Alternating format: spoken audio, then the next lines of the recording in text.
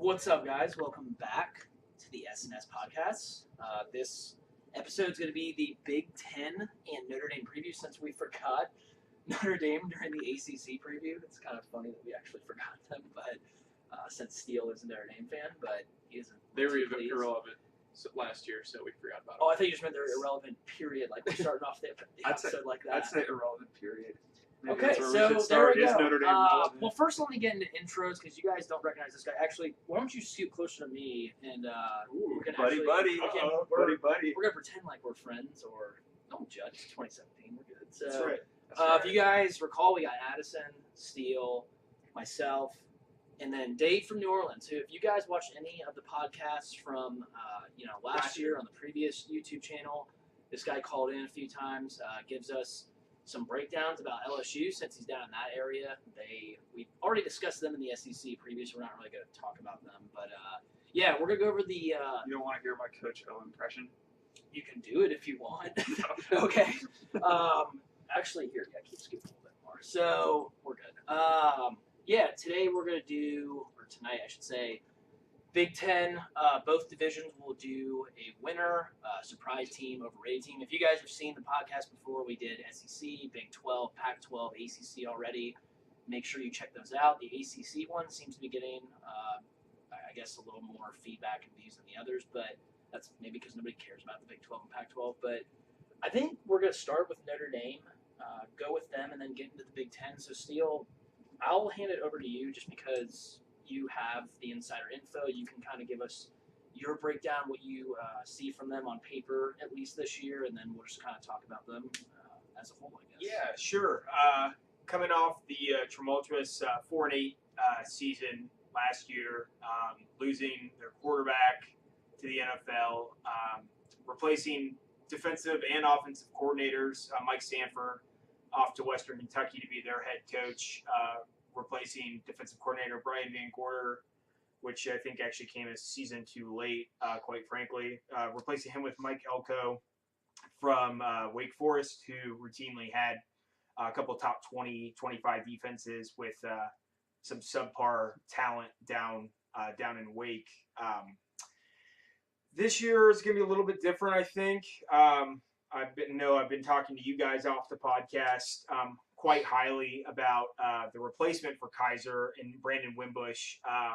4 or 5 star recruit, depending on what type of recruiting service you were going off of, from Pennsylvania originally. Pennsylvania or New Jersey. I'm panicking. Yeah. One of the two. You can take a look. I don't know, maybe it says. But I think he's a good combination of Kaiser in terms of pocket passing. He's got a bigger arm, and he's got more mobility, similar to Malik Zaire. So I think you take those two players and you kind of merge them into one, and I think that's what you're going to get at the quarterback position this year. He played a little bit 2 years ago, actually, with some mop-up duty role. Actually redshirted last year because Kelly had Malik and Kaiser competing. The defense was, I think, the biggest issue last year. Obviously, Yeah. they had issues with tackling. This is my dog Bella, by the way. She's a big Notre Dame fan. Big time. And I think that's what Elko is going to come in. He's going to simplify the defensive scheme. From all accounts and reports of practice reports, it seems that the defense is actually ahead of the offense currently. People are in position to make the plays. Now I think it's just a matter of time if they're actually going to make the tackle. Tackling's been horrendous the last 2 or 3 years at Notre Dame. Actually, the defense under Kelly hasn't been very good except for the 1 year in 2012, which they got to the title game because Diaco was running the show there, who's actually now at Nebraska. Special teams, actually, I didn't mention, they brought in Brian Polian from Nevada to revamp the special teams unit. They actually were projected to do really well last year, and they actually failed miserably. The kick game was not very good. Punt return, kick return actually was subpar as well. So he's in there and kind of actually used to coach at Notre Dame under Charlie Weiss. So he's back to revamp the special teams unit. Looking at the schedule, week 1 against Temple, not a gimme game, a game they should clearly, I think, win, but not a game they're going to roll out and win 49-0. like a lot of teams play week one in terms of cupcakes. Temple still has a pretty sound defense from when Matt Rule was there. They do replace their quarterback and a couple of their playmakers on offense. So a game to win, I think pretty easily as long as they, show up and tackle. And then you get into week two at home against Georgia is going to, I think, be the defining game for their season. If they win that game, I think they'll be undefeated going into playing USC in the middle of the year. And I think that's a big if. I think there's big expectations from previous podcasts that we discussed with Georgia to possibly win the SEC, their division at least. So if getting off to the right foot for Notre Dame is going to be pivotal. But I think from all accounts, they're making great strides in terms of the defensive progress of just simplifying it for their players in terms of scheme. They still have a lot of questions on the back end at safety. They've got a young group of sophomores, a couple, 4 or 5 of them actually rotating in at cornerback.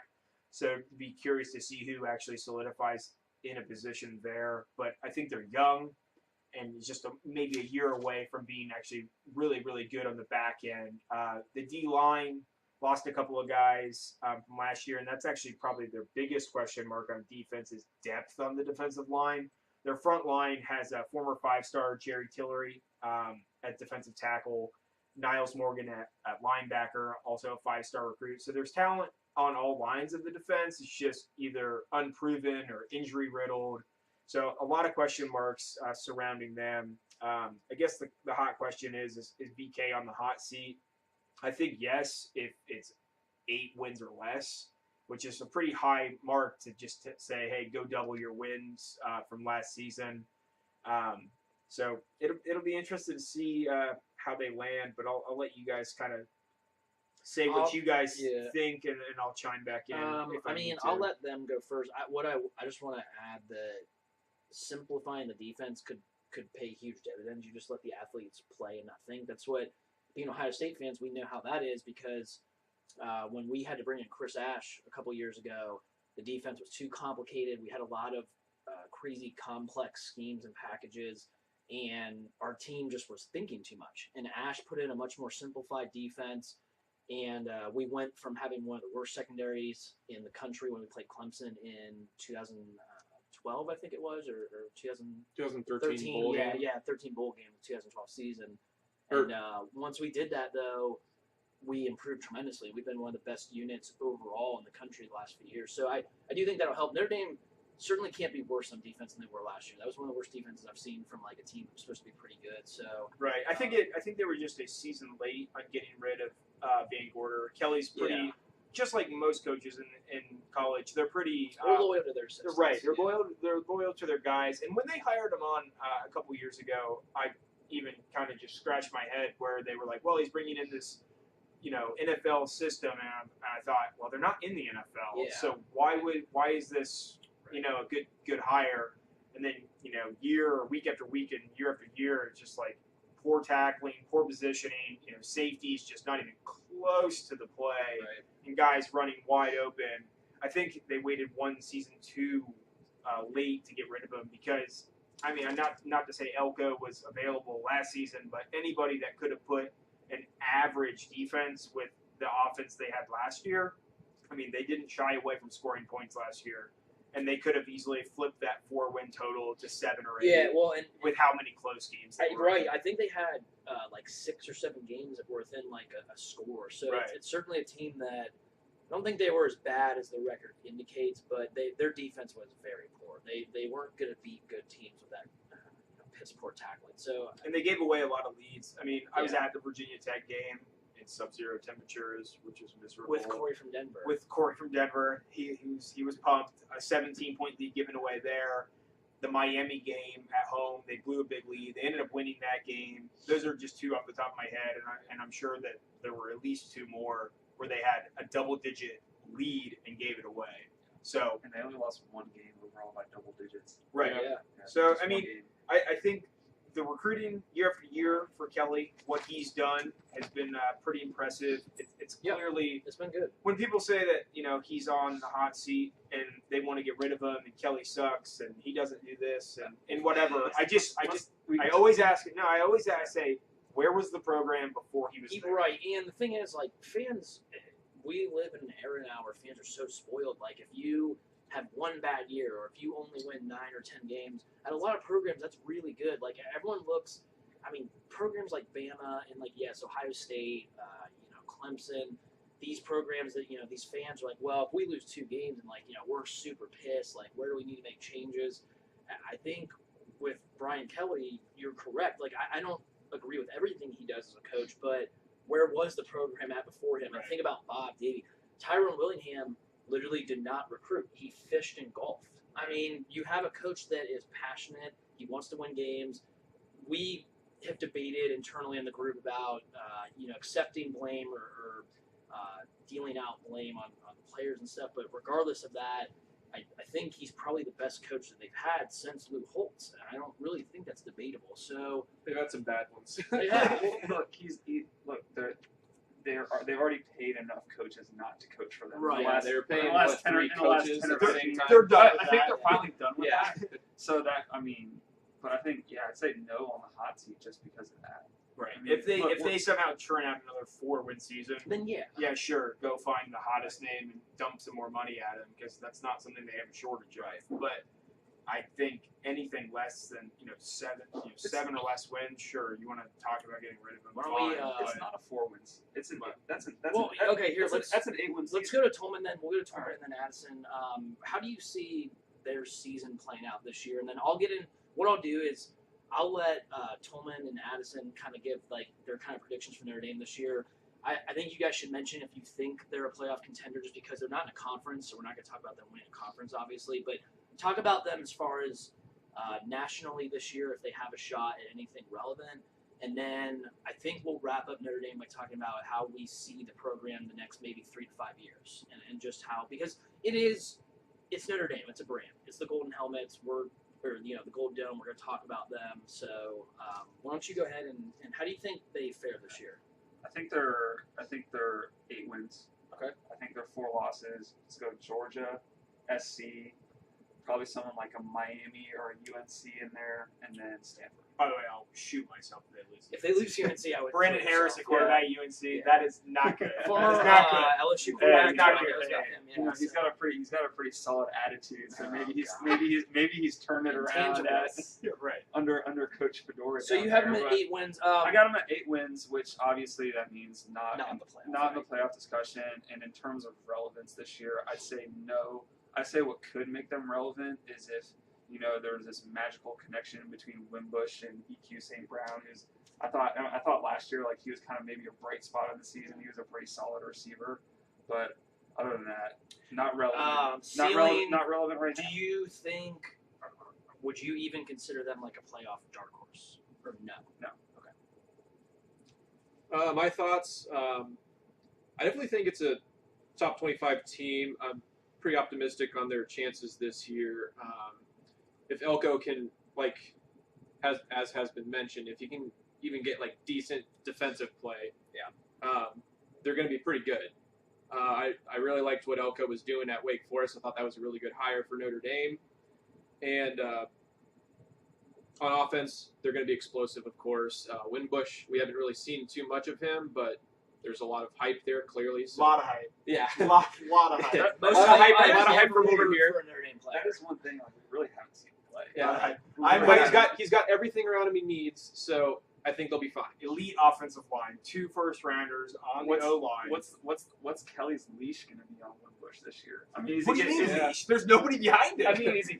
Van Order. So he's Stop. Stop. He's getting the keys, but is Kelly gonna blow up? At Yeah, him on he's the going to sidelines berate all the him time? and ruin his confidence. Yeah, no, that's the leash that I'm talking about. Well, is something I didn't touch base on. I did say new offensive coordinator, but I didn't mention him by name. Chip Long comes over from Memphis, and in recent interviews with the Notre Dame media outlets, he's been known to say, we're going to run, and talk about toughness. So they're going to do it from a spread formation, So they're going to have the ability to throw the ball, and they've got, I believe, probably one of the better tight ends in the nation, who's actually unproven because he's coming off an academic suspension, and Alizé Mack, EQ, as you pointed out, is one of the better receivers in the nation.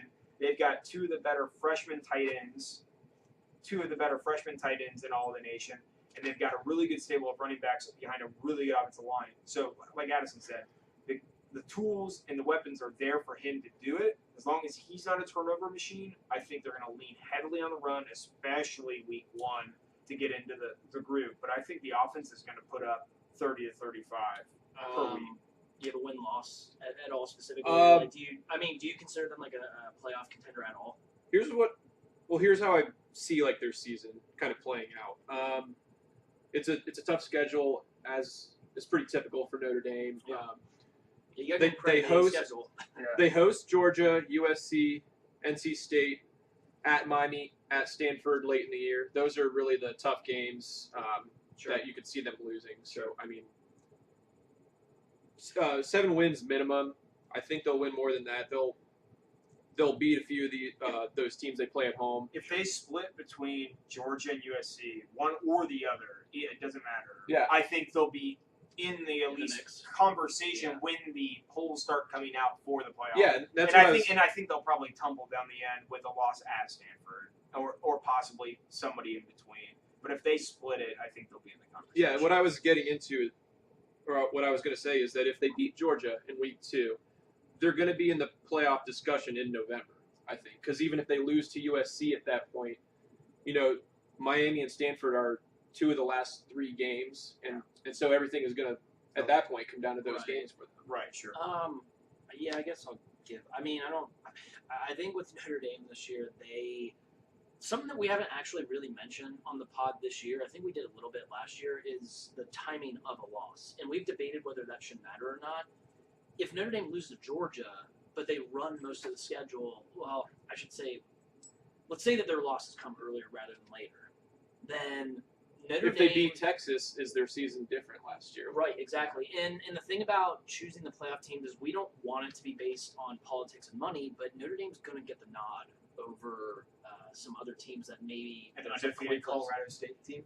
Yeah, potentially that. Definitely. So I think, though, I think this team is a dark horse contender because I do think they're going to be lethal on offense. I've read a lot about Winbush and not just hearing from you, and I like what I hear about them. I think they have a very good line. I'm very big on line play. You need to be quiet when I'm talking. Their running backs are going to be very good. The receivers are good. The tight ends good. I mean, look, Brian Kelly always has good offenses, and everything I read about them is this is going to be their best offense on paper. Of course, everything on paper is, we'll see when the season actually starts. But the biggest thing is we keep talking about is Winbush could be good. We don't know. The offense could be good. It's about the defense, and I like the Elko hire. If they can play even just average defense, and when we get into the Big Ten, there's a team specifically that I'll talk about with that. If you're just good enough on defense to where you have an explosive offense, then you're going to have a shot. I think that this team is going to be in the mix. I think that last game at Stanford could definitely, I think unfortunately for you, that could be it. It was 2 years ago.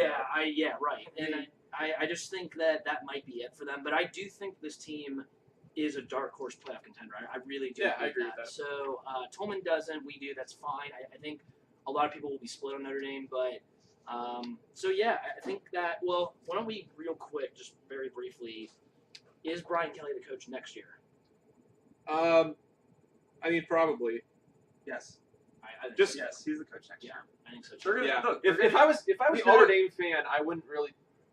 They could go 8-4, and that wouldn't be good enough for me. Right. Absolutely not. Yeah. No, and But it's a shouldn't be. tough They schedule. recruit. At the same time, right, it's a tough it is. schedule. It is, and that's the thing. I think with the way that Notre Dame schedules, look, we're Ohio State fans. If Ohio State goes 9-3, that's a problem because I think that there's too many games that we should be winning as far as talent and superiority with that aspect and coaching. But the way that Notre Dame schedules, I give them. I mean, they're not a conference, and they schedule that hard. I don't think they need to schedule that hard. We looked at their future schedule for the 1 year. They play Arkansas, Wisconsin, either Florida State or Clemson, Michigan, Ohio State. us. I mean, Yeah. why are they only need to schedule 2 or 3 of those hard games, and they have the branding. They don't need to do that. So I don't know why they do it. I don't know if it has anything to do with money or politics, like I said. But so we all think BK will be the coach. I think it seems like we all think they're going to definitely have a much better season than last year for sure. They can't be worse on defense. Big wild card is definitely Wimbush. If Wimbush can be big for them, he could.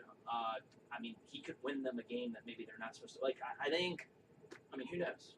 Who knows? We'll see with them. So I think let's transition into the Big Ten. I don't think we need to call Corey for Notre Dame necessarily. Just it's a waste of time. So let's transition to the Big Ten. So the Big Ten is kind of polarizing. I think. I think that It's our favorite conference. I think a lot of people hate on the Big Ten just because it's a lot of like traditional blue bloods that. They're in the Midwest and kind of like north, and a lot of it's not as populated. I think people think there's not as much speed or something up there, not as much talent. I think that's certainly true if you look at the numbers as far as like NFL players maybe drafted and stuff. I think the conference has improved those simply because, and I'm not going to give like my predictions or anything yet. I'll let these guys go first, but something I will say for the Big Ten, and internally we've discussed this. I don't back the Big Ten. I don't care if they're good. The only reason I would ever care if they're good is if it helps Ohio State's case as far as like a coin flip getting into the playoff. And maybe that has been the case the last few years, so maybe I shouldn't care if they're good. But I think as far as the Big Ten goes, they always were known as the cheapest conference as far as like paying coaches and paying assistant coaches. And then all of a sudden you get Urban Meyer, you get Franklin in there, D'Antonio, Harbaugh. They're paying coaches. You've gone from MAC coaches to legitimate right, coaches. and for you're a while they it were was, making it was the bad teams were just staying bad with right, hires Kent that State, yeah. Bowling and Green, you're paying assistants Ball like State. you're I mean, they're recruiting a lot better. I think the outlook for this conference, especially the East Division, we'll get into the West Division, but I think the East Division could be one of the best in football the next few years. But I think specifically for this year, why don't we? I guess we'll start with you. I'll go. If you want to let it rip. Fucking go. Give me your winner. We'll start with the West. Give me your winner for the West. Give me a surprise team. Give me an overrated team. Whatever if you want. Whatever else you want to talk about. But we'll start with the West.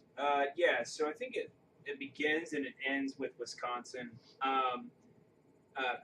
Chris Felica, fan of the podcast, was on ESPN last week and talking about the Big Ten, and he made a funny comment to me, which I think is pretty factual, and that was that 3 of the worst Power 5 teams all reside in the Big Ten, with Rutgers, Illinois, and Purdue.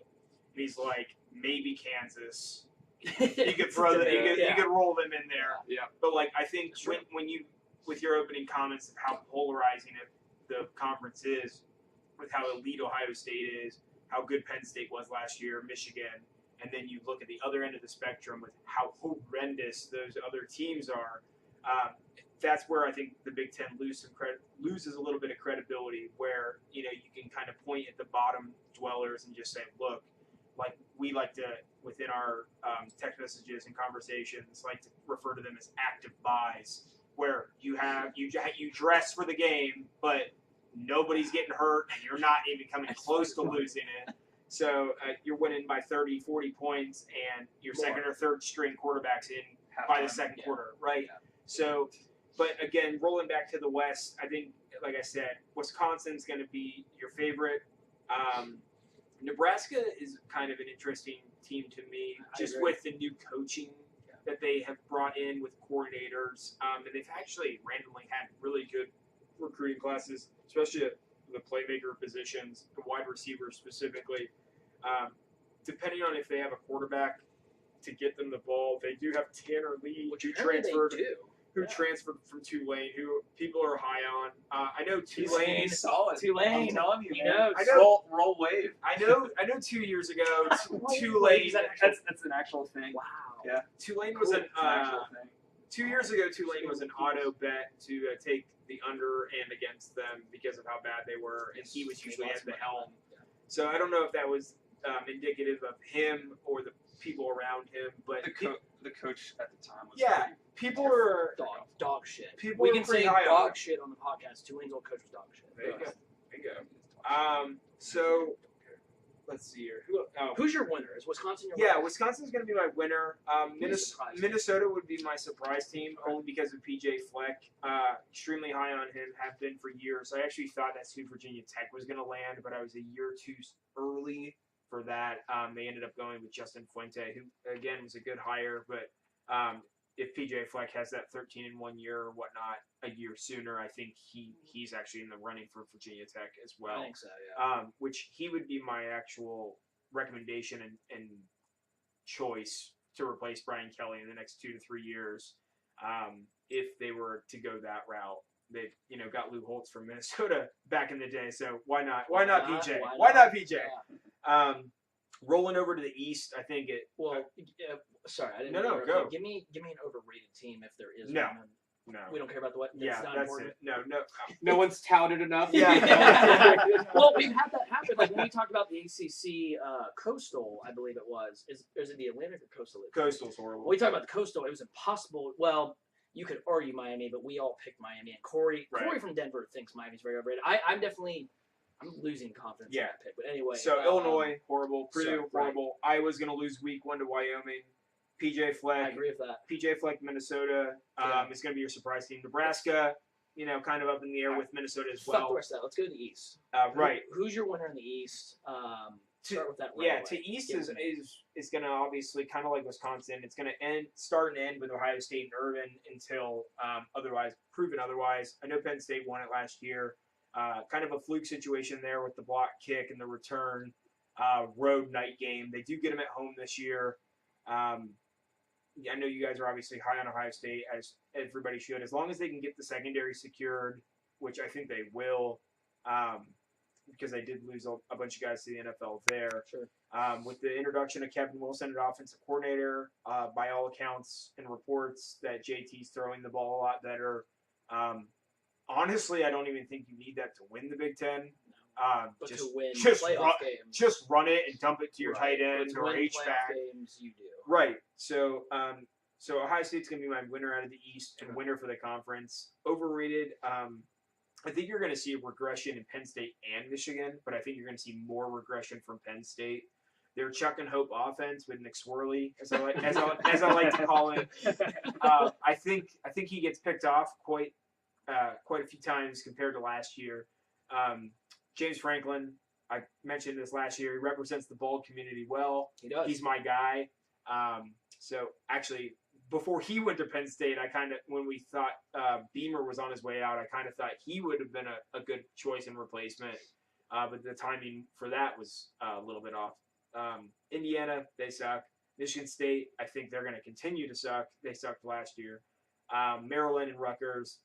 Not worth talking about. Right, bottom feeder. Apparently, they're in the Big Ten. Bottom feeders, right. Well, and it's funny. That's why for financial when, reasons. when we talked about Notre Dame and kind of scheduling out our podcast, I think to us geographically and historically, it fits the best to put them with the Big Ten with their rivalries with Michigan State. They play Purdue a lot, yeah. Right. So the link with them to the ACC doesn't make sense. So that's kind of why they molded together. But what's nice about having Maryland and Rutgers in the Big Ten though is that we get events in like New York City and like you get Under Armour. Well, that's cool. the only reason you like, picked up Under Armour. You picked up New York City. Delaney went and and had the basketball tournament in MSG. Right, and what it's having an effect on, at least for Ohio State, is like recruiting. Yeah. Oh, and Harbaugh's getting recruits from New York, New Jersey. I mean, Virginia, like Ohio State's crushing it. Delaney Virginia is right now, he's a very good commissioner.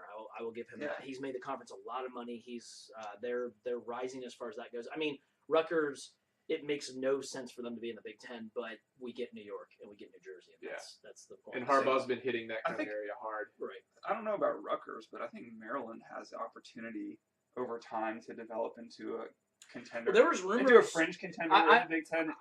I think there's rumors they're in the East. They've been recruiting. No way. I said fringe contender. So like third. Yeah.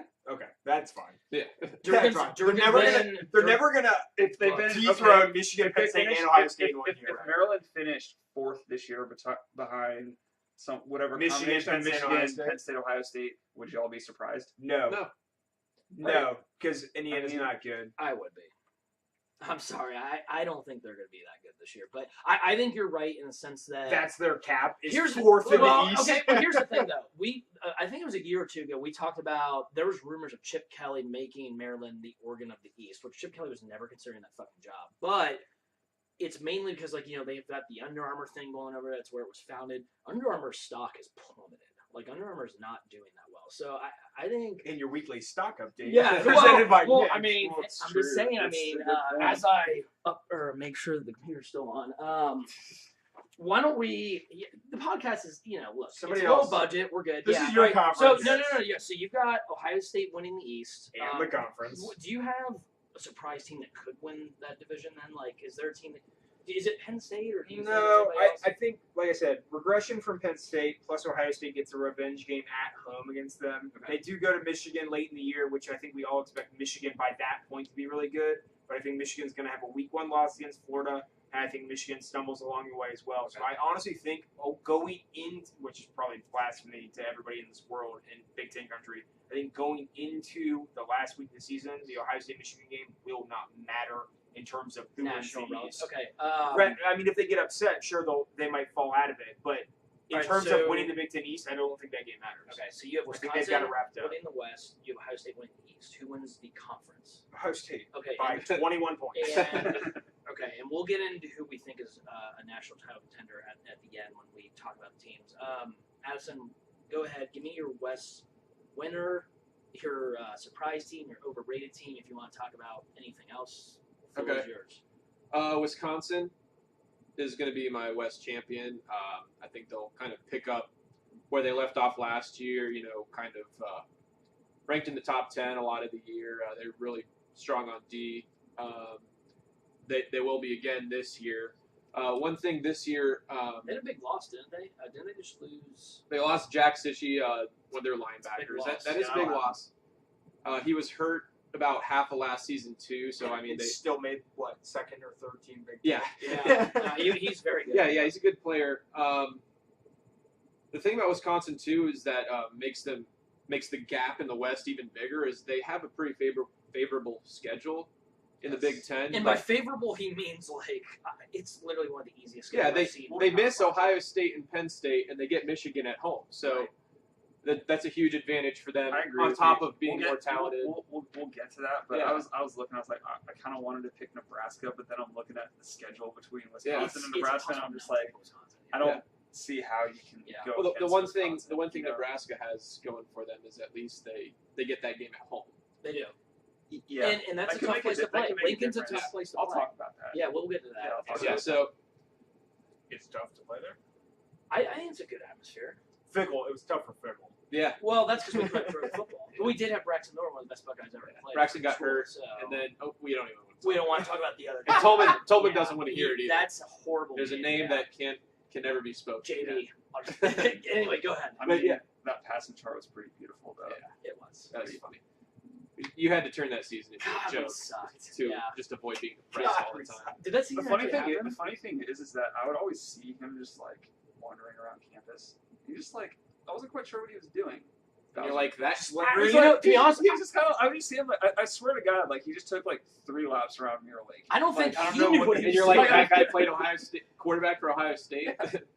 This that is like could, this that is could like be me. this was like like when he was like in his redshirt freshman year, which I think was my. He redshirted. Yeah. He gray shirted and red shirted. He was like He 20, did. and And he he showed he us was your like, he was like shirt. 27 when he started. Is so. he? Well, he played minor He league played minor league baseball. baseball. yeah. He played minor league Pirate baseball, system, and then I he like think? gray shirted, red shirted. He was like he was, Winky, but not a Heisman Trophy. Back to Yeah.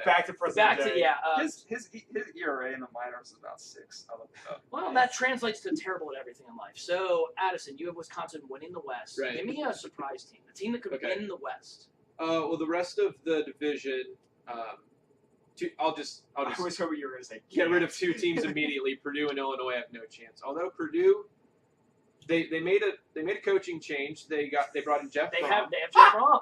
Yeah. It'll look No, more I like like that hire. Just the way you said Yeah. that. Like Like they right made a there. coaching change like every 3 years. yeah. So they'll look. What's interesting is they'll look more like the Joe Tiller Purdue teams, which Which should good. be They went fun. to a- Well, okay, you mean As we had know, Trooper. Yeah, Hall of that's right. Famer. That's right. But yeah, Come all on, right. man. nothing else to say about those Illinois two has teams. Lovie Smith. Yeah, they do. By the way, That's it. by the way, Yeah. by the way, side note: under 3.5 wins. Book it. Oh, Book I would. it. They are not winning 4 games Yeah, this year. I'm not telling the roommate, but I'm betting huge on under on that. So Yeah, we're they're good. going to be favored in 2 games, and they're not even going to win both. Of those. So, do you think? Tell me this. What do you think about Northwestern? Do you think they can win the division? Is that a possible scenario? I think it's going to be really hard for anyone to knock off Wisconsin in this division. I just don't see it. I'm surprised. I But- thought you'd say Northwestern Yeah, could be a well, team that could do that. here- I'll give my thoughts on Northwestern. Okay. I think Northwestern, Minnesota, Nebraska, Iowa are all pretty equal. I don't know. You think Iowa's in there? Yeah, they're all pretty similar teams. I think. Like, who knows? What I do don't you know think which about- one of those teams is going to come in second in the division. Okay, I understand they're muddled. Let me ask you this. I think Kirk Ferentz is super fucking overrated. Yeah. I think he's an, okay, course. so, okay, fine, okay. Because Iowa's going to be. They're going to be What they 7 or are, 8 right. wins, just like they are every year. Right. Every once in a while, they have that random year where they're kind of really good, Brad Banks. it's fake good, Yeah, fake good, right. Fake good. Fake Yeah. yes, 2 yeah. years So- ago. No, their strength is the O line, of course. It's Right. Ferentz' team, Of so course. They are good on the line, yeah. Yeah. but they're not my surprise team. Northwestern.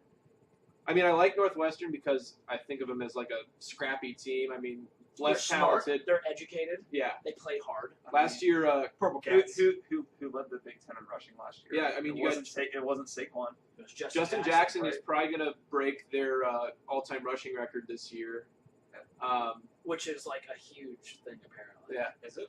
Darnell Autry, is he the school's leading I rusher? think it might be Damian kid from- Anderson. Damian Anderson. Oh yeah, it could be him. What? Who is the kid from Ohio that just played for them? Tyrell Sutton. Yeah, very good player. A player that Ohio State passed on, and that's the thing. When I don't want to get into the Ohio State recruiting, but go ahead, you continue because this will go on forever. Yeah, the thing about Northwestern, everyone pretty much has them the second best team in the division. It seems like, Yeah. and a preseason top 25 kind of team. Right. I feel like this is a program that, when they have expectations, hasn't done as well. I agree. And so I kind of see them. I hate to say it, as the overrated team in this Sure. division. I think you could say that. I mean, dude, we're talking I think about they're gonna be a Northwestern solid We're team, talking about though. Northwestern being ranked. Yeah, I mean, exactly. that can be overrated. Yeah, it's fine. Yeah. But they're still about as good as Virginia Tech. We'll get into that. I agree with you. I think Corey from Denver, who are we gonna get him? I texted him. All right, if pending response. If we can get Corey from Denver on the phone, we had an internal debate that got very heated. Corey is a Virginia Tech alum, so there might be a little bias there. There could be a little bias for Addison as far as being a Big Ten fan, I guess. I don't care as much, but I agree with you. I think his argument that Virginia Tech would curb stomp. Yeah, okay. yeah, I'll say that. that's the phrase. He said would curb stomp Northwestern this year. I think that's absolutely asinine, and I will say that to him on the phone.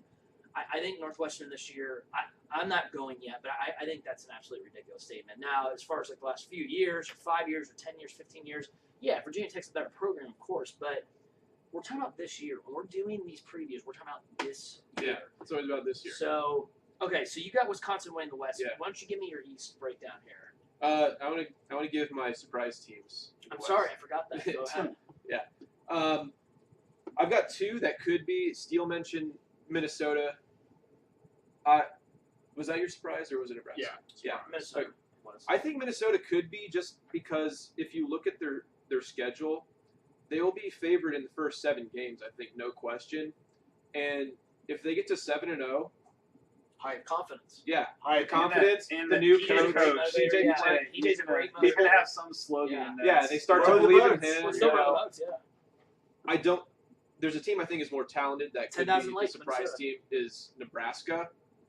We've talked about Corn.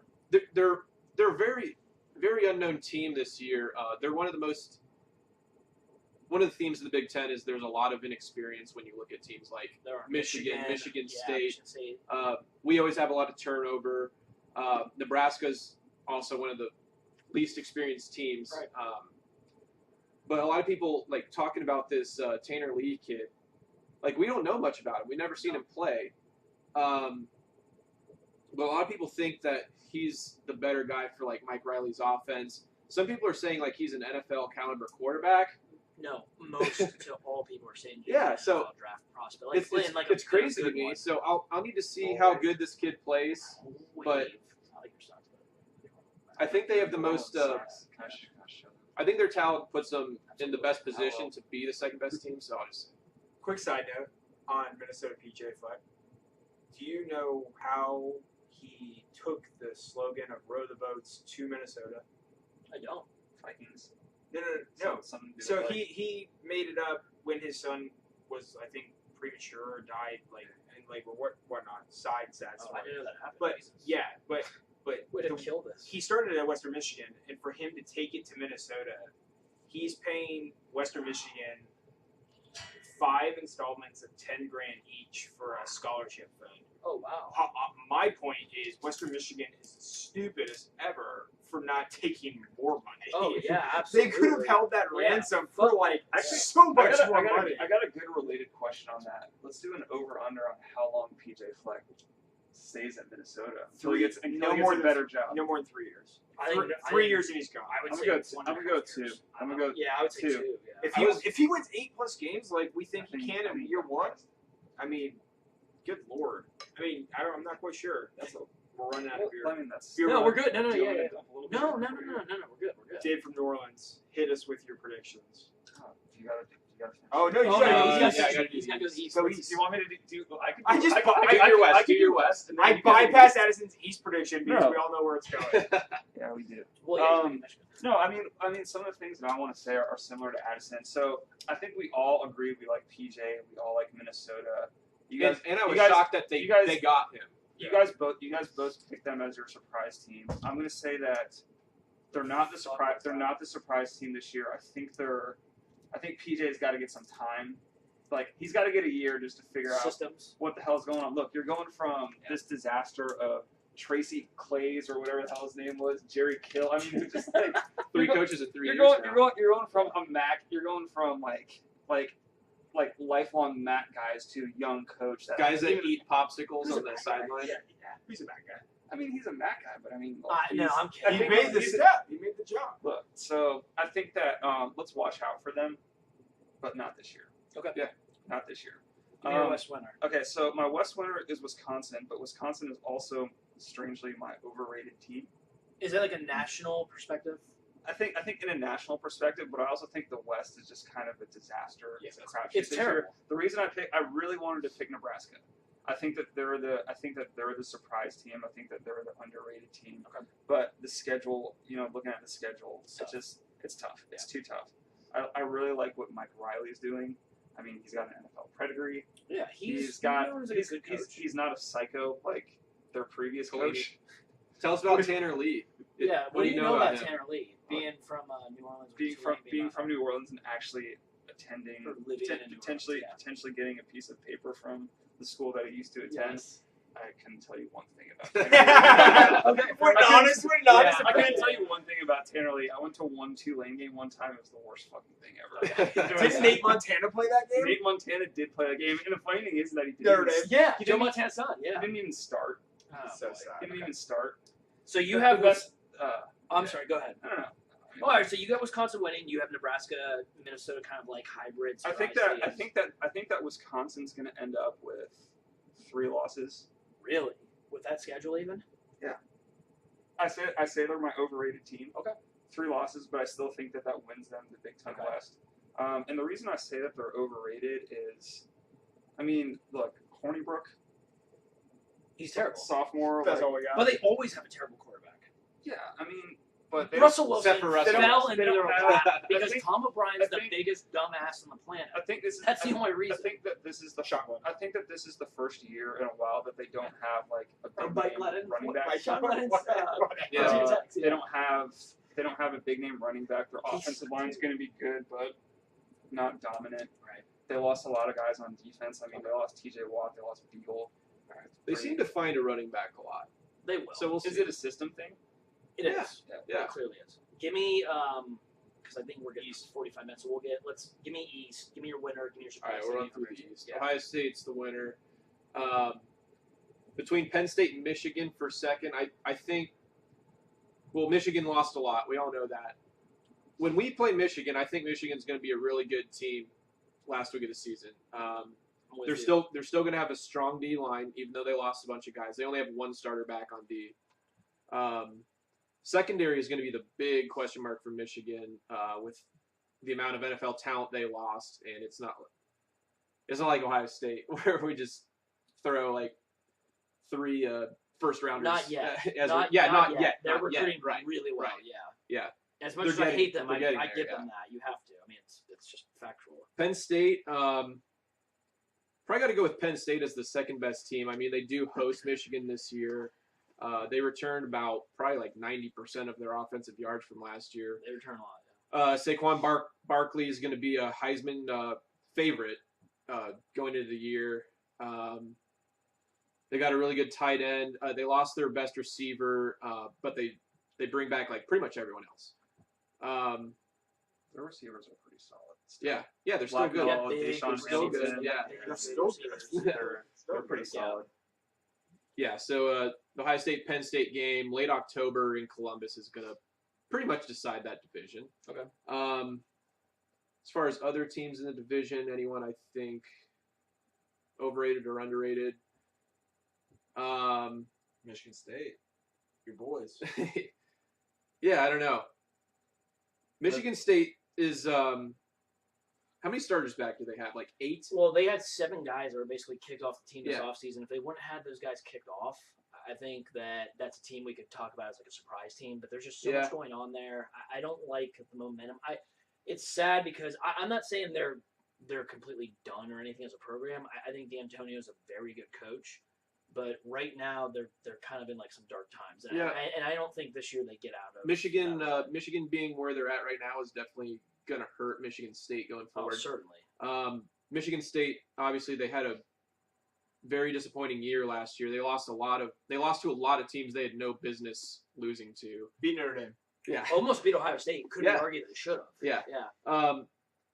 With how bad their season was, I don't know if having only like 8 starters back is a terrible they faced thing. up. They did. Yeah. They kind of needed just like a reset. Yeah. They're obviously not going to really compete for the division or anything. I don't know. Maybe a surprise team. I'll just throw it out there. Tolman, I think, said it. Maryland.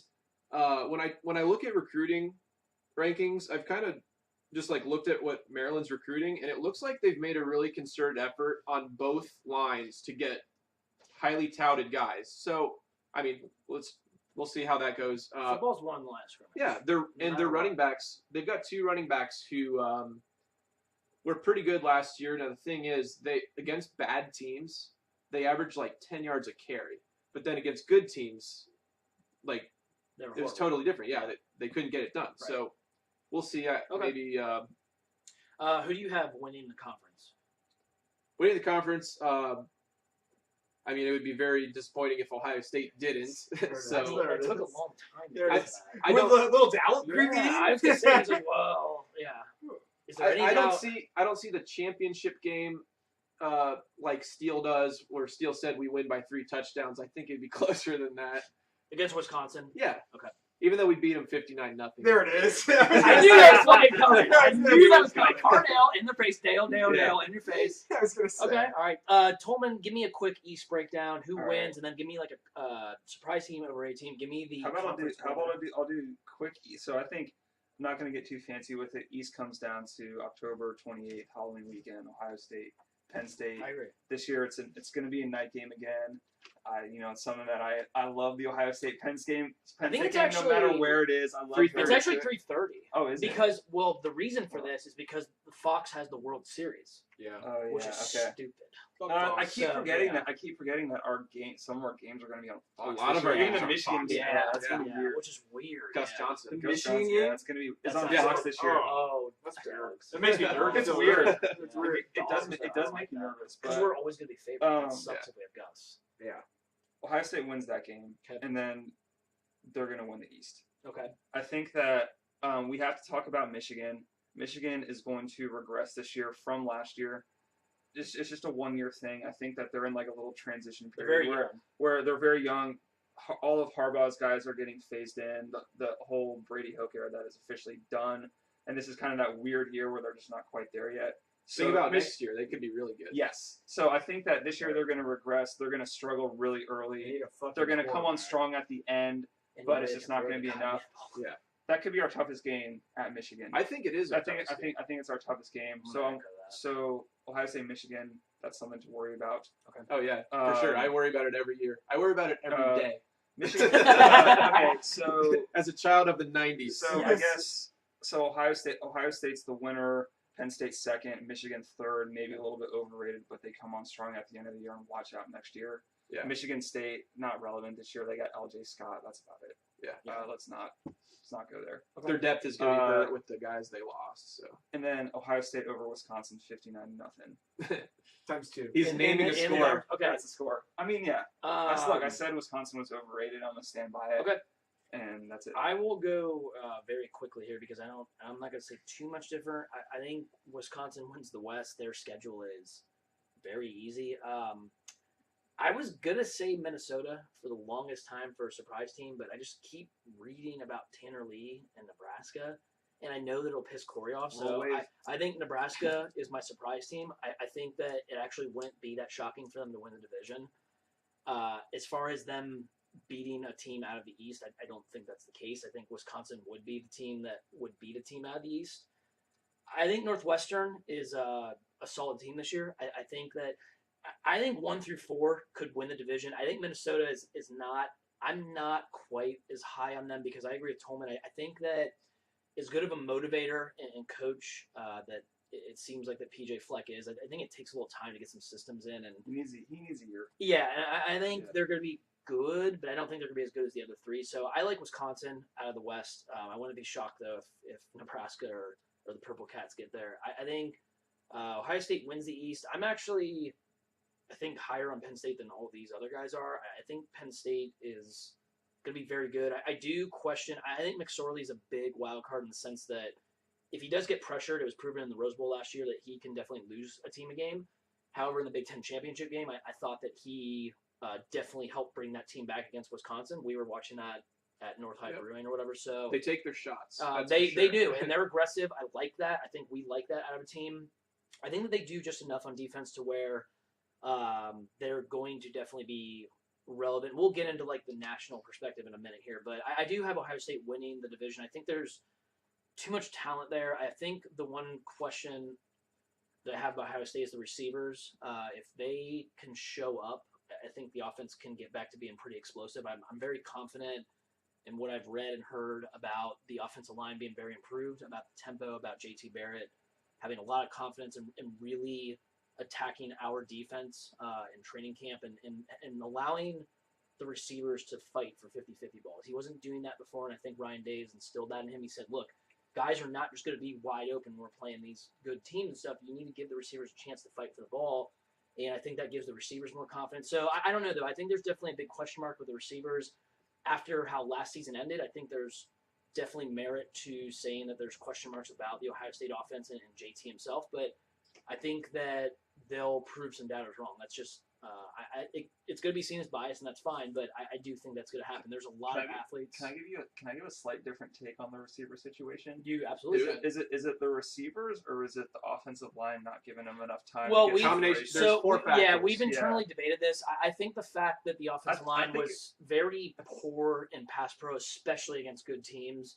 I mean, Prince got torched. Yeah, flat out. He got that Penn State game. He got torched. JT got beat. He got exposed, and then people last picked year. up on it. And I think it's a combination of everything. I don't think JT played as well as he could have, but in my opinion, I think quarterback in football is the position that they either get too much success or they get too much blame often. Now, it's easy to point out guys like if we talk about the NFL, we talk about like Tom Brady and Rodgers and guys like that. They're going to stand out because they're just that talented. We're never going to sit here and say that he's a guy that is going to stand there in the pocket and just throw lasers. But go to the NFL. But I think But I think he's proven before that he can get it done, especially in the intermediate game. The big question mark, especially with the receivers that we have, are we going to be able to attack teams down the field? In the Big Ten, like you said, I don't think it matters that much. I don't think we have to be a good throwing team. But when we play elite athletic defenses like Florida State, Clemson, Alabama, Someone on your level. you have to throw the ball against those teams. You cannot beat them just Mhm. simply by going zone read or running the football. So I think that's the big question with Ohio State. I do think they definitely take the division in the conference, but I think that Corey from Denver thinks that this is a ridiculous stat, but I will throw this out there because I do think it's relevant and it proves that we get up for the game the next year. But Ohio State since 2010 in revenge games is 10-0, and the average margin of victory is double digits. So Penn State plays Michigan the week before the OSU PSU game. Does anybody call them PSU? I don't know. I call them. We get a bye. We get a bye. And Urban Yeah. Meyer is one of the best coaches in the history of college football off a bye. So I'm pretty confident in that game. I do think that Penn State is a very talented team that could do some damage, possibly nationally. So let's get into that. Steele, how many teams from the Big Ten can win 2 playoff games and win the national title? 1. Ohio State. Yeah. Penn State has no chance. No, you're gonna slaughter them. If Penn State somehow beats us, It could happen. Do you have though. 2 teams? Do you think 2 teams can win? No, I don't think Penn State can win 2 playoff caliber matchups. Okay. Then from there, below them, clearly not. And Right. Wisconsin, quite honestly, I think Wisconsin's style of play, I think they could actually, but I would never bet them, nor would I pick them to do They've so. never done it. Right. So without seeing it, but grinding out clock and playing really sound defense, I think eventually, they would, like a Bama or a Clemson would eventually shut them down. But the margin of loss would be way closer than if a Penn State showed up and just tried to chuck it all over the place. Okay. I think Wisconsin would be able to keep it closer than most other teams getting into the playoff for the first time. But Wisconsin tries to force their game on people. right. So Ohio State for sure. Okay. That's the only Do one. you have more than one, or do you just have Ohio Yeah, State? I'm going to say 2.5. That's not an answer. So I would like a real answer this Yeah, time. it's and 2.5. Invalid. What's answer. your half? Who- Ohio State or Penn State, whichever one of those teams gets into the playoff, I think they're both Okay. legitimate national title teams. Penn State last year, I think, showed it in the Rose Bowl, the way they played USC. That Yeah, they could have won the game. They were up. they were one of the Double best digits teams in the before, country, no right. question Yeah. in my mind. Okay. Ohio State needs to figure out their receiver situation in secondary. I think a lot of people are giving us the benefit of the doubt right now when it comes to the secondary. Well, I'll add real quick. I think what helps with the secondary is no matter look, you can be Deion Sanders and you can cover a guy every single play for 4 seconds and he would never be open. But I think what helps, but if there's more time to be given, the receiver's going to get open because he knows where he's going and the corner doesn't. Period. Yeah. What helps a young secondary is a pass rush, and I think that we probably have the best pass rush in the country on paper. And maybe not even. I don't even need to say on paper. This is the same guys from last year that really generated a lot of heat. Nick Bosa generated the most. He was one of the highest guys as far as quarterback hurries generated, and he barely. I'm not Not saying even barely starter. played, but he's not a starter. You have Sam Hubbard and Tyquan Lewis, who are both first-round draft picks. So I think that helps the secondary. I think Combs has done a good job in the secondary. Something that, real quick, before we get to Tolman and his national relevance or whatever, something that we didn't mention Ohio State that's been surprising the last couple of years is we've been piss poor on special teams. It's surprising because Urban is he's very big as far as emphasis on special teams, as Tressel was. Kerry Combs, the special teams coach or whatever. I would like to see improvement from them in that aspect of the game because when you get into games that are a little closer, more like coin flip games, that matters. That definitely matters. We need to cover kicks better. We need to be better in the return game. I mean, in the last few years, when we go to return punts, I'm sitting there sweating because Jalen Marshall is going to drop the fucking ball, or whoever's back there is going to drop the ball. Now, I think that'll be improved hopefully because we just weren't good last He year. could but cut. I think he's their number one I don't know. receiver.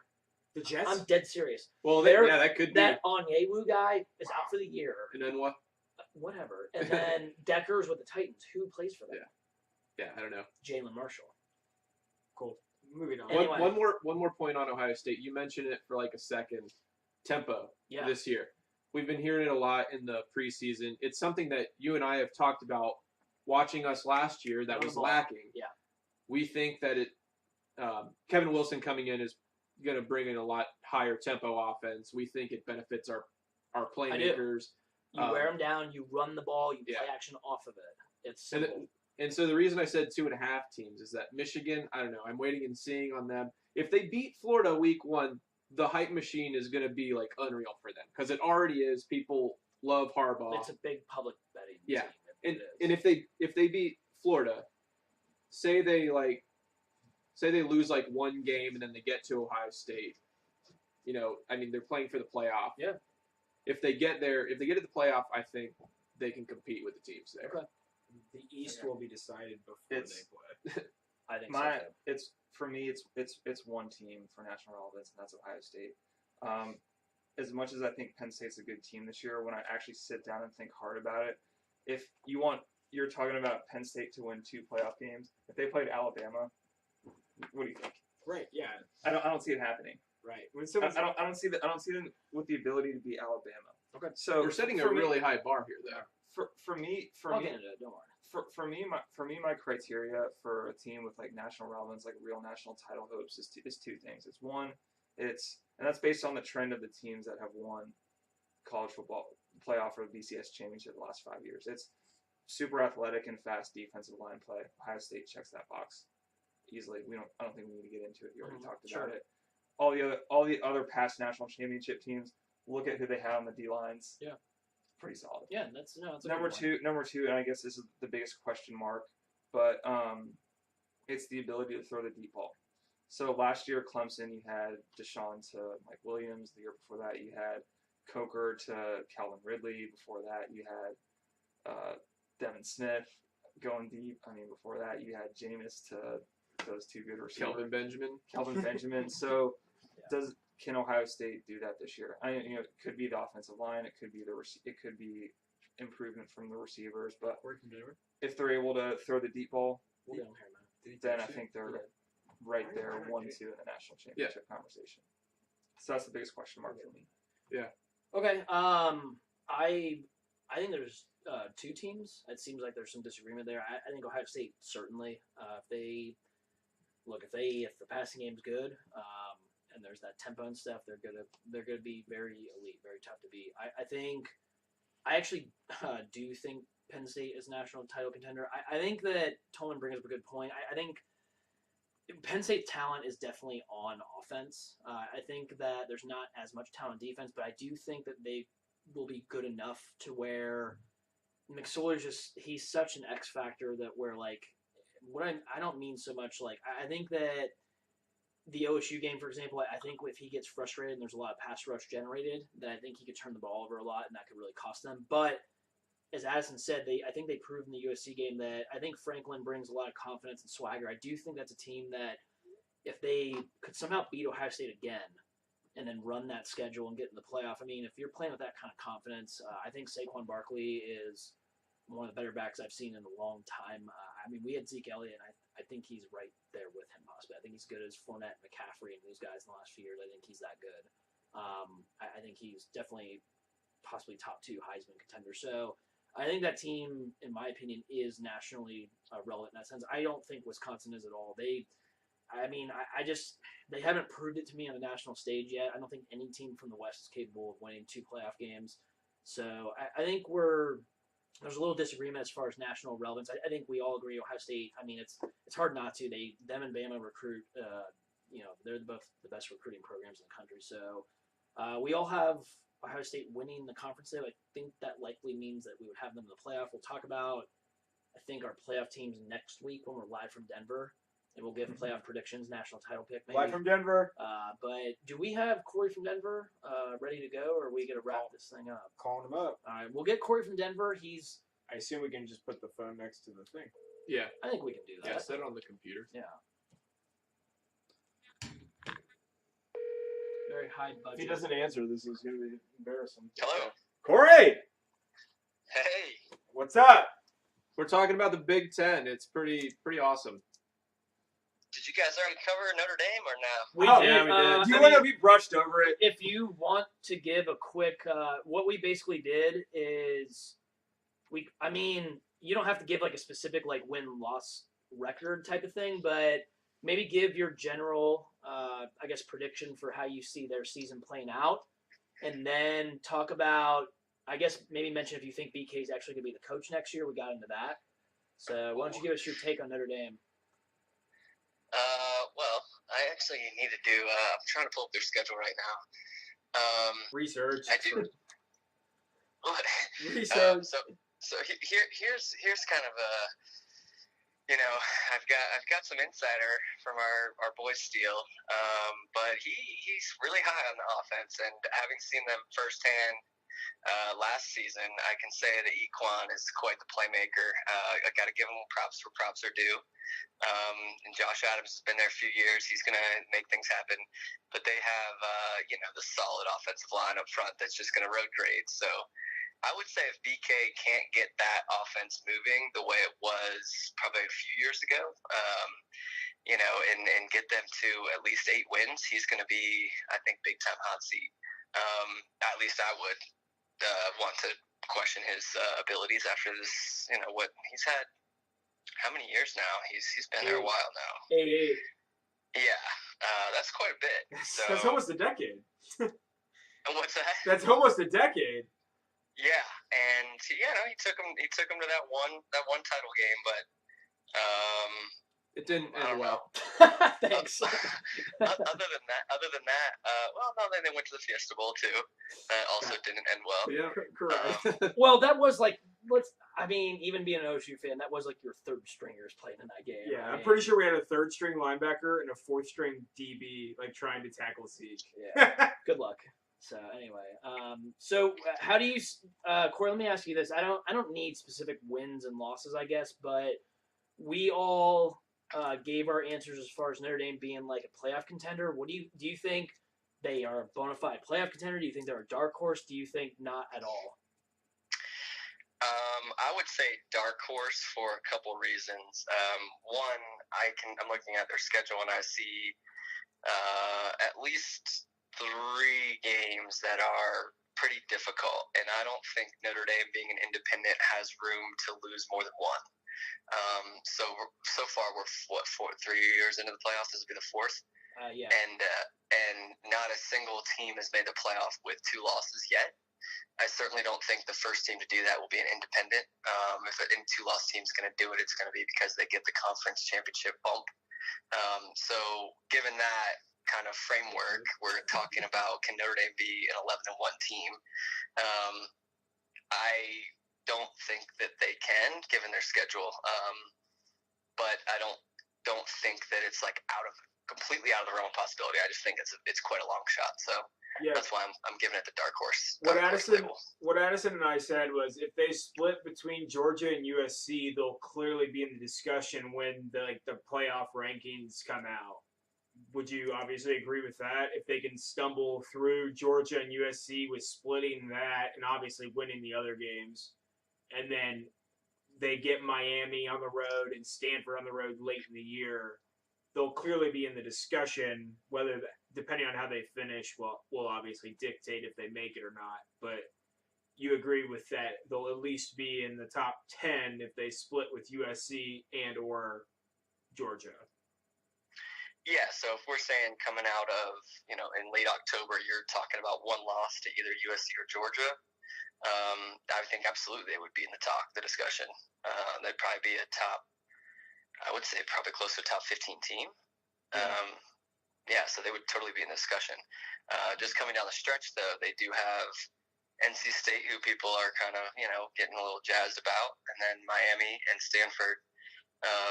So yeah, you gotta, if you split the Georgia USC games, we're talking about having to run the table basically to get into the playoff, I think.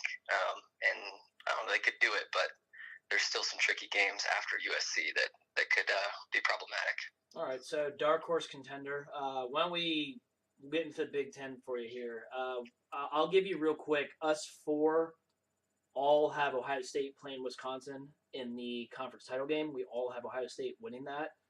These 3 gentlemen aren't as high on Penn State. I have Penn State as a team that could win the national title. I think Addison did mention. I said that too. Yeah, Addison did mention if they got to the playoff, he thinks they would be playing well enough to where they could. Steele and Tolman said no. We all think that as far as the West goes, we're actually a little higher on, I think, Nebraska and Minnesota. because we like what we've heard about Tanner Lee, which is funny. And then we're very high on PJ Fleck. I think all of us are. We talked about Northwestern a little bit. We think that they could win the division, but we don't think they're a national factor at all. We actually, I think that Steele actually was. Were you the only one that mentioned that you thought Wisconsin could actually win 2 playoff games? No, I think they can slow the game down. Okay, and make the margin of loss closer than to other teams. And then one last thing before I give it up to you. I think as far as Michigan goes, we said that due to their inexperience, we do think there will be a pretty good regression. But Tolman and Addison and I all agreed. I don't remember if Steele said it, that we actually think that might be Ohio State's hardest game by the end of the year, just because we think they'll be a little more seasoned, and I think we respect Harbaugh's teams on the line and such. So why don't you start with the West? Just give us a winner, surprise team if you have one, overrated team, what you think about the division in general, and just go from there, and then we'll transition to the East after that. Yeah, I totally agree with you guys on the winner. Wisconsin, I think, is clear head and shoulders above the rest of that division. I've been pretty vocal among certain circles that the Big Ten West is an atrocious division. I mean, by far the worst division in Power 5. And so we're talking about Wisconsin is a legitimate team. There's no question about it. But the rest of them, I guess Northwestern's supposed to be frisky this year. You have Minnesota with a first-year head coach. I don't know much about them. They lost their quarterback who was supposed to be good last year but wasn't. I mean, I don't know. Correct. Nebraska, I think, loses way too much. They were 9-3, and they probably should have been 7-5. So they were, I don't know.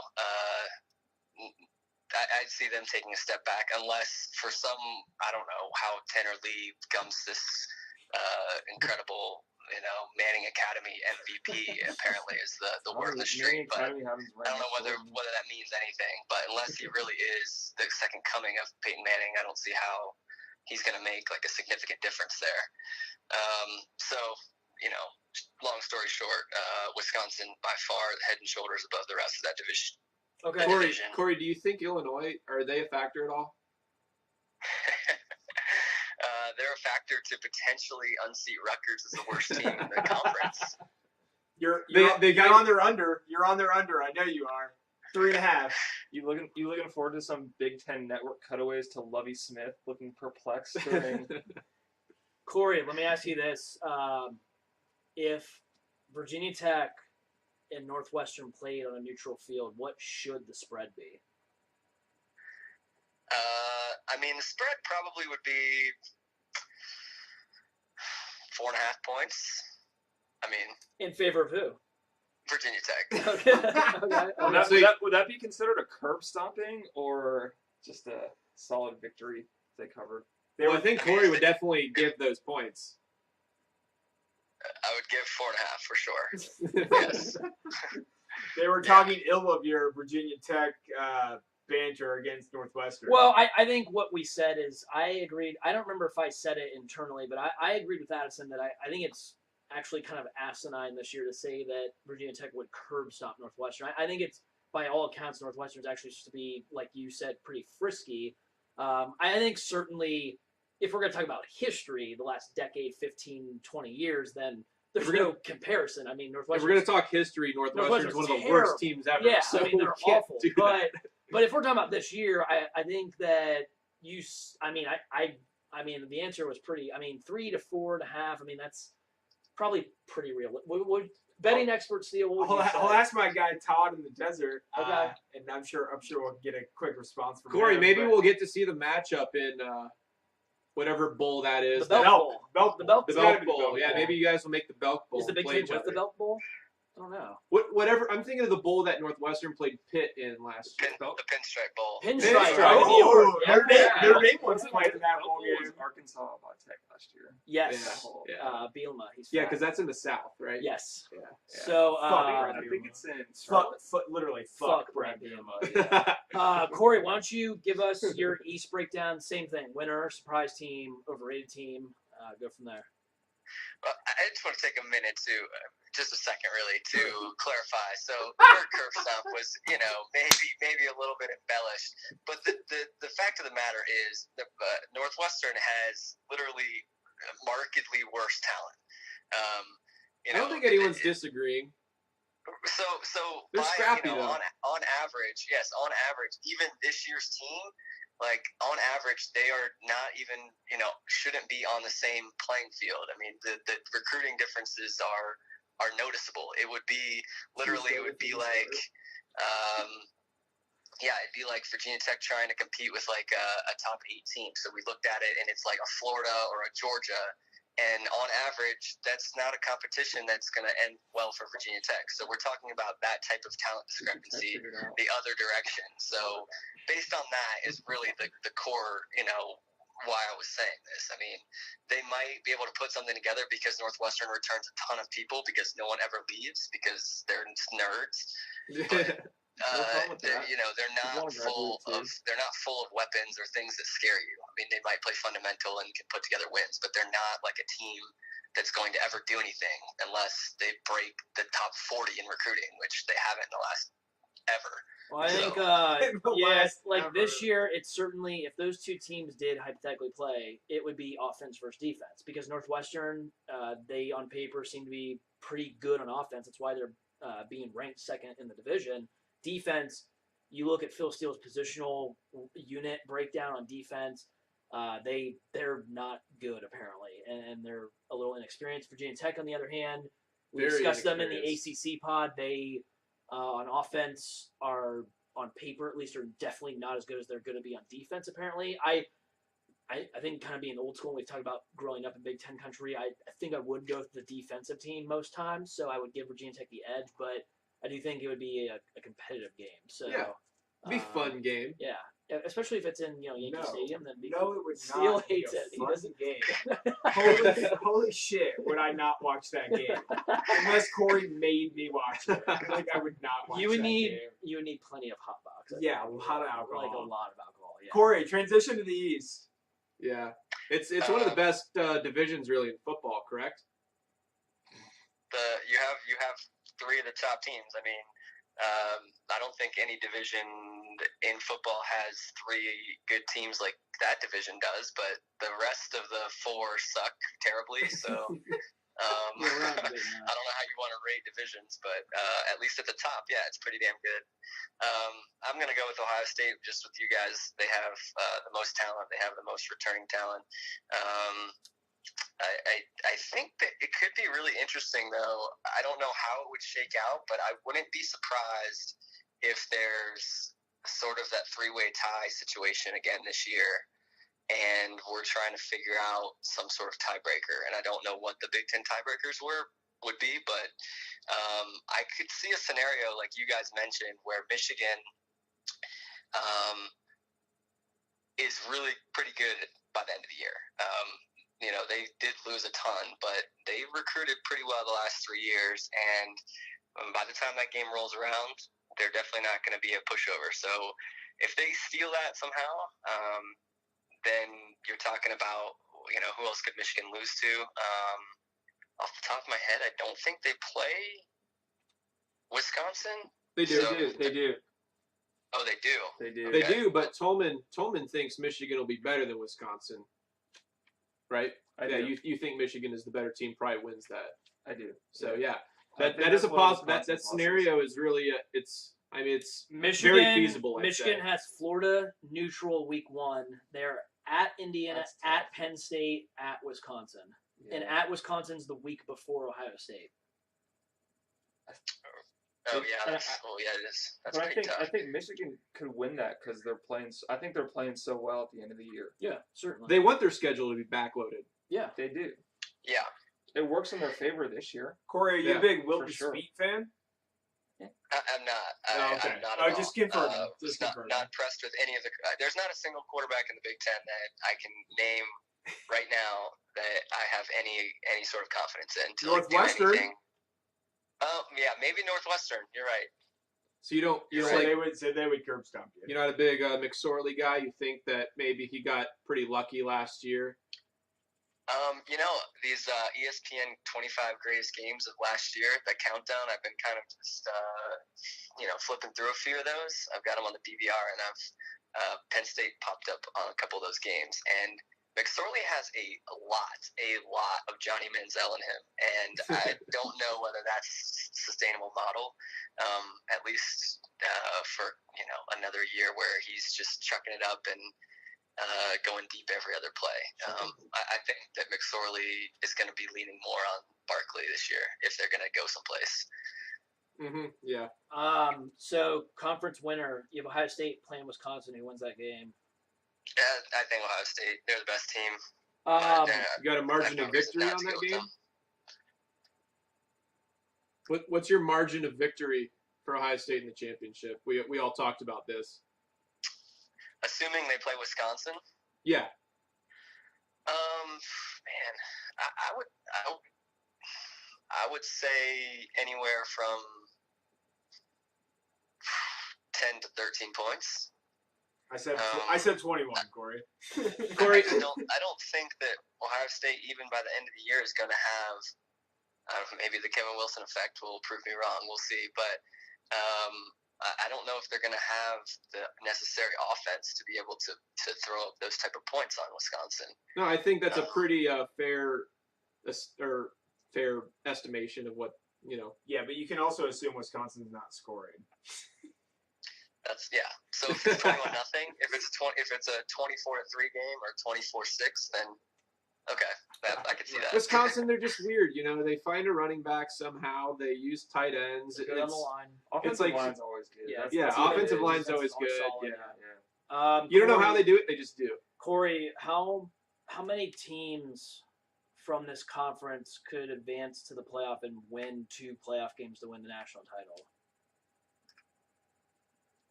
1 and 2 coin flips. Okay. I don't think Michigan will because they're going to stumble, I think, a game or 2 maybe earlier in the season, either that at Penn State or the opener against Florida, which might just come close to eliminating them right off the bat. I don't know if I trust Penn State either. I really only trust Ohio State. Like you said, Wisconsin plays get D, but are we really, Hornibrook and Jazz PV gonna be able to ride through 2 playoff games? I doubt it. No, So I only trust Ohio State really. I think I might trust Michigan by the end of the year, but they might not be in a position to make it to the playoff by that time. Okay. I think it's pretty unanimous then, kind of like we were with a lot of the other conferences for the most part. I think we have Ohio State as a unanimous, relevant national title national title team. Possibly, we seem to be somewhat split on Penn State.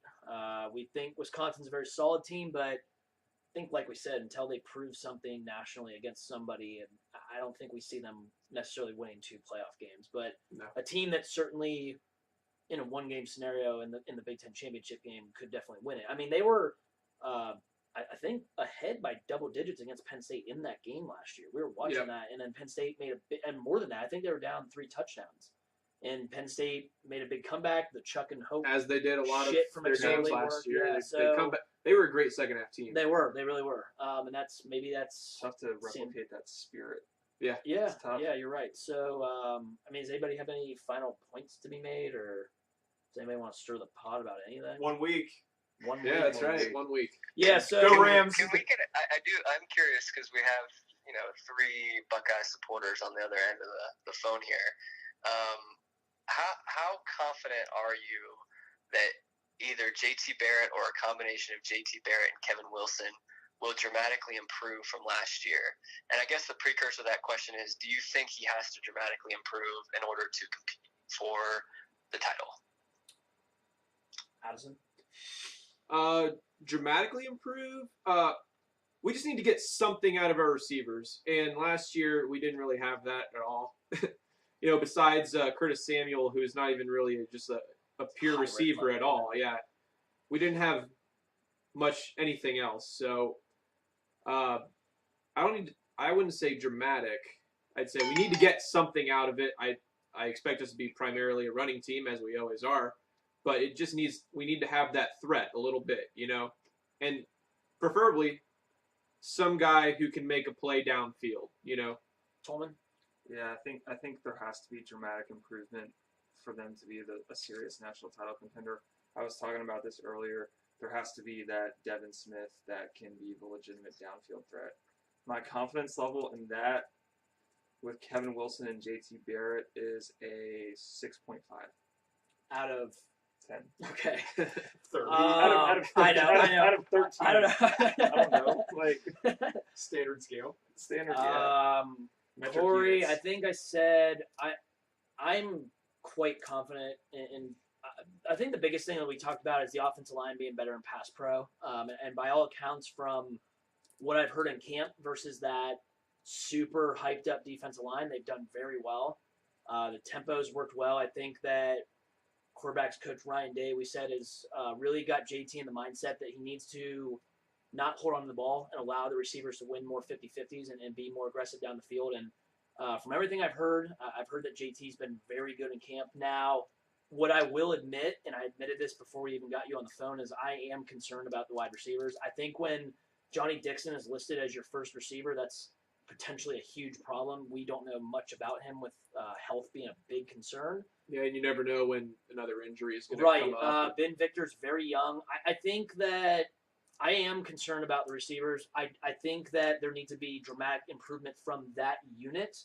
I think if the offensive line can be a little bit better in pass pro, and I've seen enough from JT before that I think he can be what OSU fans can hope he can be, but I definitely am concerned about the receivers. And I think if they don't improve dramatically and don't get open, then it's not – Steele mentioned a good point. We don't need to throw the ball to win the fucking Big Ten. We don't, because it's just the way the conference is built. But if we're talking about getting into the playoff, playing athletic NFL talented defenses like Alabama, Clemson, Florida State, whoever, USC maybe, we need to be able to throw the ball down the field. That was proven last year. We were very ineffective. It becomes predictable. It's very inefficient. So I think from that unit specifically, like I said, we need dramatic improvement. But I think JT and the O-line, if they can play better than they did last year, and I think Wilson will help. I will mention one thing that we didn't talk about with Wilson is everywhere that he's been, tight end has been a big factor. And Marcus Ball is a freak, and he is a mismatch all over the field. I think if they can get him involved, that will help a lot. But I do think, not to keep reiterating, I think receiver is definitely my biggest concern. So I think that unit needs to be big time. And I think it's every Ohio State fan's biggest concern. It's definitely something that needed addressed. We were really happy with the coaching change at offensive coordinator. So hopefully it results in some, positive. We'll see. Yeah. I don't know. They You gotta prove addressed it the best they could. Yeah. Yeah. I mean, yeah. without a quarterback Right. change, which I think nobody expects or really wants. Yeah. There's a lot of OSU fans that want it, but I But think we're having trouble. I don't get why. It's- We're having trouble deciding on our backup, and people are talking about that guy taking. they're the starting saying job. they're Right, saying so- Haskins might win that backup job, which Yeah, is a that's big what it deal. sounds Which like. is a big deal for next year. Right. And Burrow, by all accounts, is good, but Haskins last year on the scout team was throwing lasers and completing passes against that secondary. The secondary that you talked about having 3 first-round picks. Yeah. So, and this is the same Haskins that we stole from Maryland, by the way, who apparently is recruiting well. But, when you have certain coaches and programs, they usually take what they want. So, I don't know. Corey, we know internally what you think about JT and the units. Do you think that JT, the O-line, and the receivers all have to dramatically improve, or do you think there's a unit or a player in particular that you're looking for more improvement, or I guess basically for them to step up their game and just fucking prove it, basically? I think there is a lot to be said for the lack of true wide receiver threat last year. I think that will be maybe even more so the case this year. I like to put a lot of blame on JT, but it's fair to say that wide receivers didn't help him out. That being said, JT did, whether he was just gun shy because he didn't have confidence in them or what, but he either threw no more than 8 yards, or if it was wildly inaccurate. And I don't think a combination of having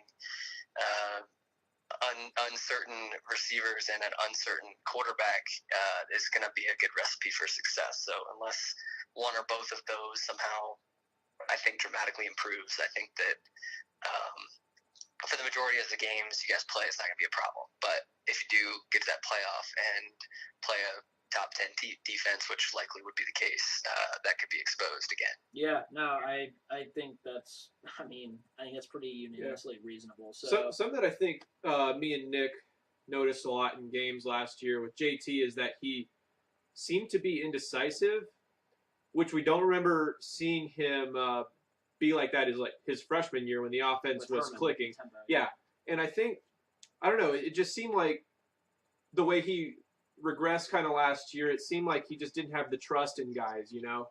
I also feel like part of that was like the tempo wasn't fast enough. It caused him to like think too much. Yeah, I think You know, the same you thing kind that of see the wheels turning in his head, like, and it's just like. well, it's the same thing we talked about with Steele. Plus, it's easier on the defense. Yeah, well, we talked Yeah. about Steele, talking about Notre Dame bringing in Elko, Ohio State that brought in Ash. I think with a lot of these kids, you just need to simplify things and just let them play.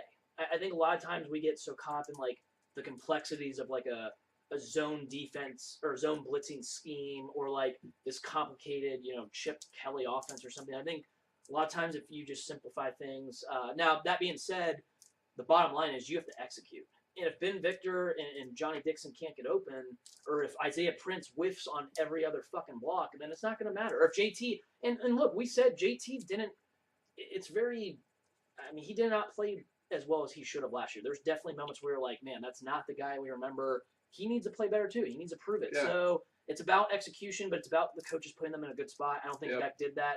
I think this year, Wilson, we're very confident that he will do that, and then it's going to be more, if these guys don't do it, then it's going to be on them. I think they're going to be put in a spot to win, and if they don't execute, then it's fucking on them. So, I've said, I really like our coordinator right now on offense. JT, if he doesn't play well this year, I'm not going to make excuses for him. Right. And receivers, there's a group of like 8 guys. We don't know who the guys are going to be that they're all very step highly up. touted guys. Like, they're guys that every big program pretty much wanted, at least.